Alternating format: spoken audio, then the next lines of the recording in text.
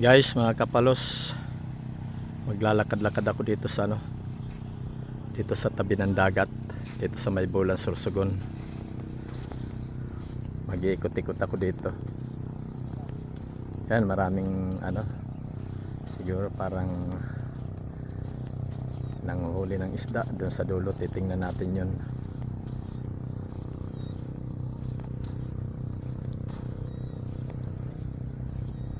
Dito naman yung mga kabangkaan dito. Ito yung mga bangka rito na mga dito lang sila sa gilid nagtatabi.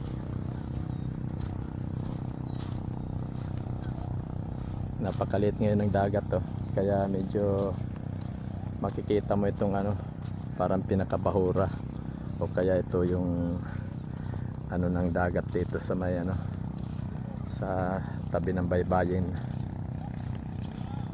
Ngayon mamaya pagka lumaki ang tubig dito, lumaki na yung dagat, makikita mo ito, hindi mo na ito matatanaw.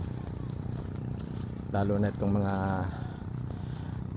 dito, mga baybayin na to. Ito baybay na to. Hindi mo na ito matatanaw, puro dagat na ito mamaya. Puro bago mamaya mag tanghali. Yan, titingnan natin tong nanguhuli ng isda.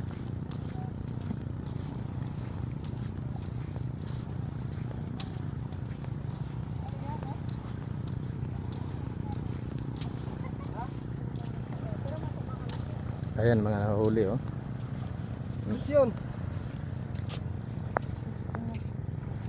Barato na yun. Oh, barato na yun. Isa. Ang pagi ko sa tikuno. Wala, nakapso. Wala. Siyo. Basan ito na eh. Ay, magandang paksiwin. Oo. Mabuhay pa. Ano na introduction to? Oo. Lain-lain no. Kira sila pa yung sa mama. Sido. Tudan na yun. Oh, sido lain. Ini magpaksin sa suwa. Sido. Aran. Kaya na guys, mga kapalos, kita nyo itong dagat dito, maliit. Sasamantalahin natin habang maliit dahil mamaya ito lalaki na ito, mawawala na yung nito, itong baybay na to.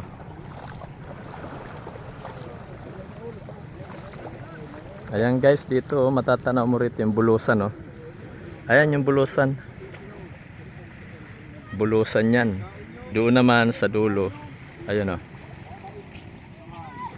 ayun naman yung ayun naman yung mayong volcano. Pero malayo pa yan dito sa may sa may Bulan.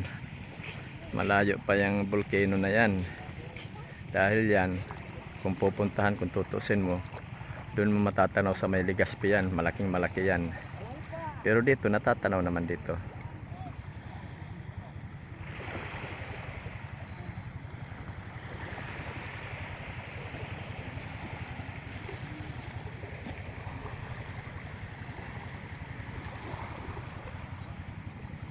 Maganda rito mag lakad-lakad, lalo na yung mga na-stroke, yung mga na-stroke sa high blood.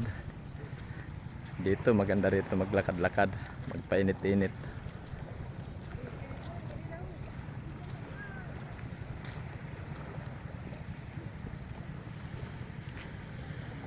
Ayan, nakita nyo yan guys, ito yung paligid dito sa may Bulan, Sorsogon. Sige guys, sa susunod naman na video natin, hanggang dito lang muna tayo.